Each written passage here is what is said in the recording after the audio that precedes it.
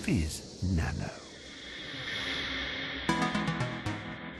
A man's beard grows 5 nanometers every second. Oh, suffice it to say, a nanometer is very, very small. Despite its size, you can see the effects of things happening at the nano scale all around you. They give the sunset its red color, allow birds to navigate, and help geckos stick to trees. But it's only recently that we've actually been able to see down to the nano scale. This is Nano You. We humans are strange creatures, aren't we, if we're honest? We like to measure things.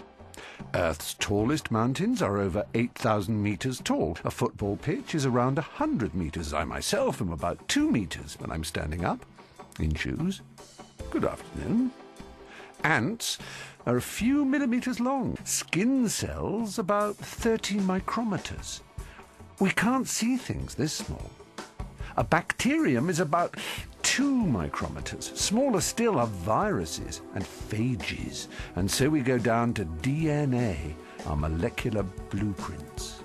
DNA is 2 billionths of a meter in diameter, or more conveniently, 2 nanometers, the units that we used to measure the building blocks of everything. Welcome to the Nano Scale.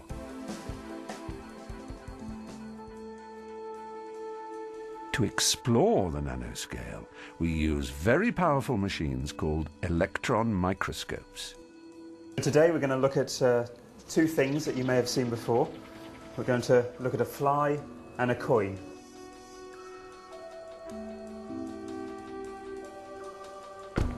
So this is the Z on the coin.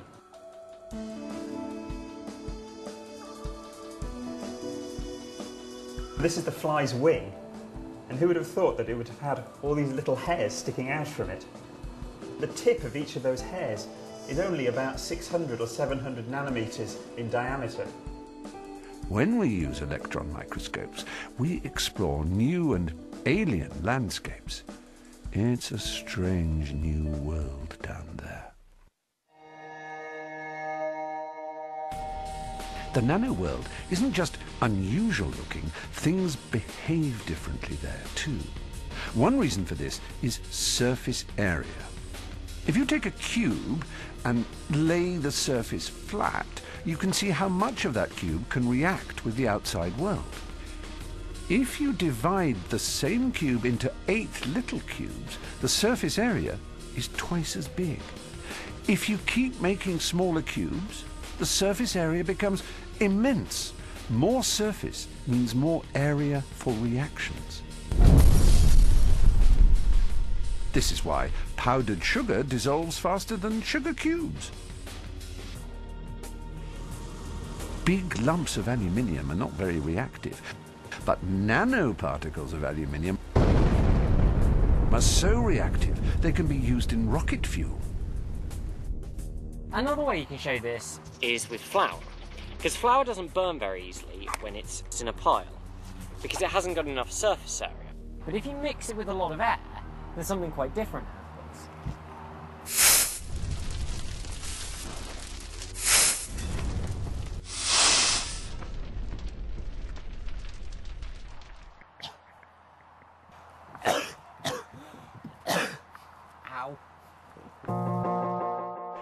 Light also behaves differently as you head down to the nanoscale.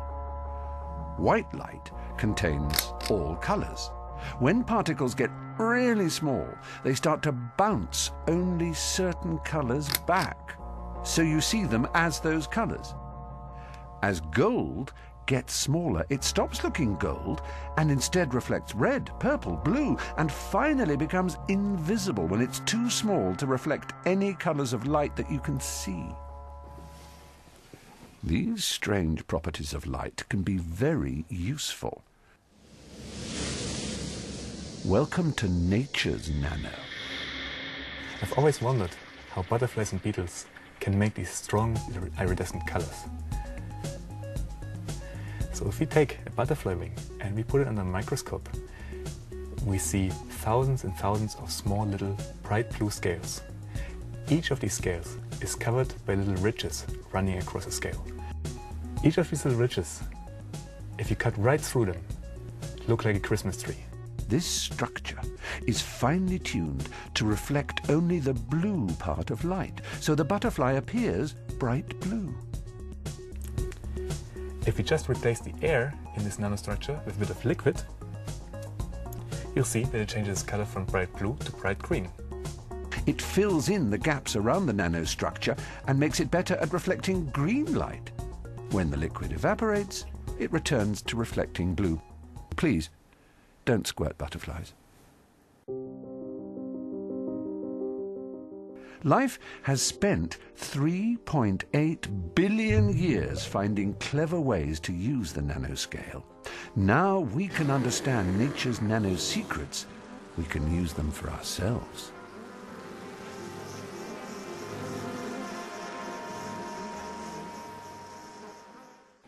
Many tropical plants have leaves where water just runs off. This keeps them clean.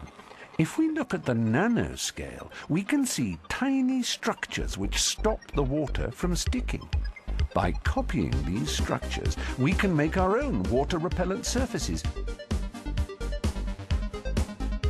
Some that even honey doesn't stick to. Ants have really cool feet. They can stick upside down to surfaces, holding up to 100 times their own weight, without falling down. If we look closely, we see tiny little pads on their feet that help them to stick. By investigating the microstructure of insects' feet, we can design surfaces hard for them to climb. Bad luck for cockroaches. Pitcher plants eat insects that slip into them, but they don't work unless all of their rim is covered in water. To make sure they're as slippery as possible, they have a nano trick up their sleeves. You can see how the water spreads, even upwards, against the gravity. If we look at them, we see that they have lots of grooves running across their rim. And in between these grooves, if we look on a nanoscale, there are even smaller grooves. This is called a super hydrophilic surface, which means that the surface likes the water and pulls it across itself. Once the water is spread thinly across these micro and nano grooves, they become very slippery, and it's goodbye ants, hello pitcher plant dinner. Hydrophilic surfaces have lots of uses, but one particularly excellent one is in a new water filter.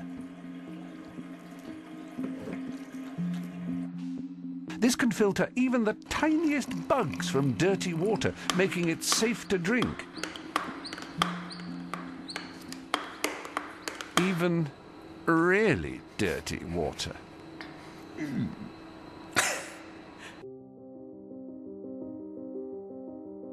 Looking around the natural world is a great way to pick up ideas for things to make ourselves. But with nanotechnology, we can make new structures that nature has never even tried.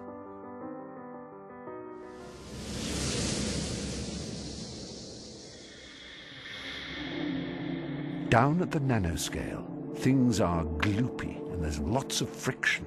This means particles stick together really easily, and if this happens again and again, new and complicated structures can be formed.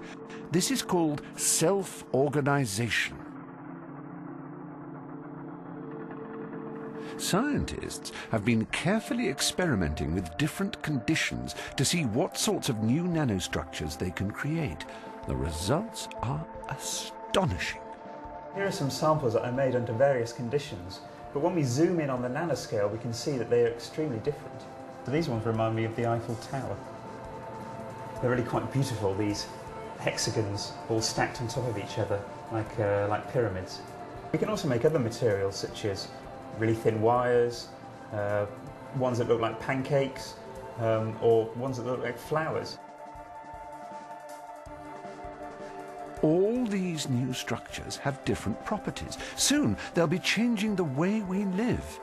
From solar panels that we spray onto our roofs, to making computers and batteries so small that they're invisible. The materials we use have some severe limitations. Push things too far, they break.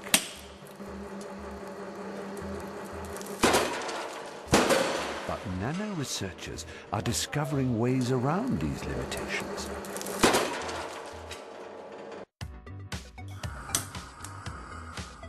Electronics is made out of silicon, and silicon is not very stretchy. Whoa!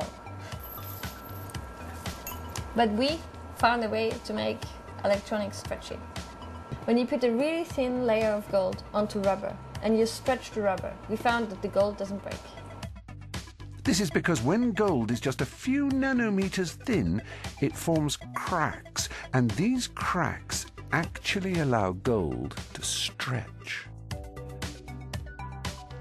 That means that in future you can take your mobile phone, stretch it, wrap it around your wrist, or even embed it in your clothes.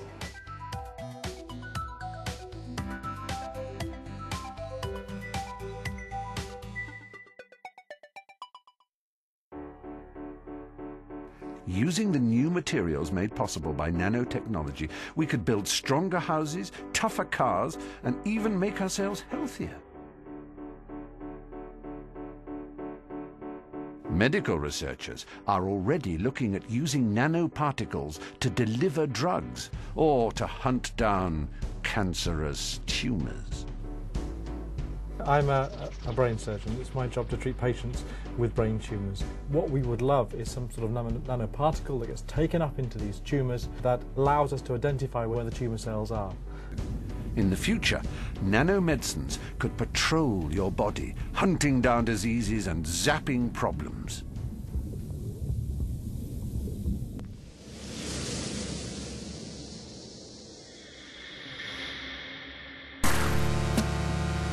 Stand by for the smallest thing you've ever seen.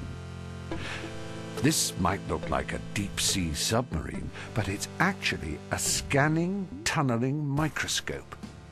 Inside, it's more empty than space, and it has revolutionized our view of the nano world. This is an image of a piece of carbon, and these spots are the single atoms on that piece of carbon. So one spot is one atom. So this is the smallest thing that you can see. And it's the smallest thing that you will ever be able to see with any microscope. If you listen carefully, you can even hear the atoms as the microscope scans over them.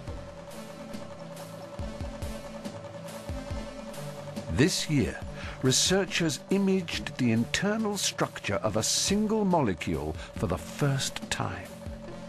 This is the most detailed view of matter that we've ever had. Remarkably, it looks almost identical to our models. Not only can the microscope take images, it can also move things around. We can actually change the position of atoms one at a time using this microscope. So we can use the microscope to choose an atom on a surface, move it to a new place, and then do this with as many atoms as we want to build up a new structure. And that's where nanotechnology comes in, because nanotechnology is all about changing the properties of matter atom by atom by making new structures. Throughout history, we've been making smaller and smaller machines. Now, scientists are looking at ways to create machines at the smallest scale possible, using atoms as their building blocks. Some researchers believe that we could construct molecular machines that could make anything we wanted. If this happens, it will revolutionize our lives. We know that molecular machines can work because they're in every cell of our bodies. They're working away right now, turning food into energy, fixing damage, keeping you warm, and making new cells.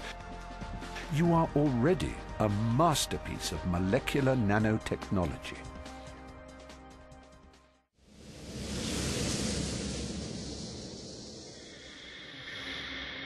Mark Welland is Professor of Nanotechnology at the Nanoscience Centre of the University of Cambridge.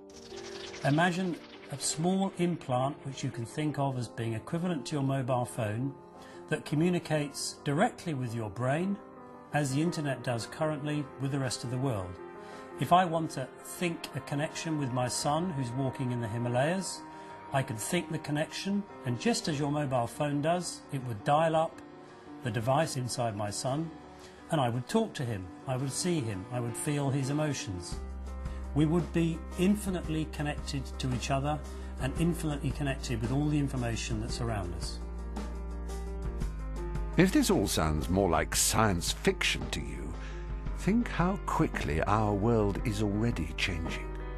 Someone born in 1930 would never have believed that in their lifetime thousands of people would be flying around the world in metal tubes every day, that men could have walked on the moon, and that you would be able to watch this film on something called the internet. I hope this has given you a taste of a world that's always been around, but that we are only just starting to explore. Many people think that this coming age will be the age of nano. If so, you will be the people to explore it, and what your generation discovers will be perhaps the biggest technological leap in history. It could take you into atoms and beyond the stars. Good luck.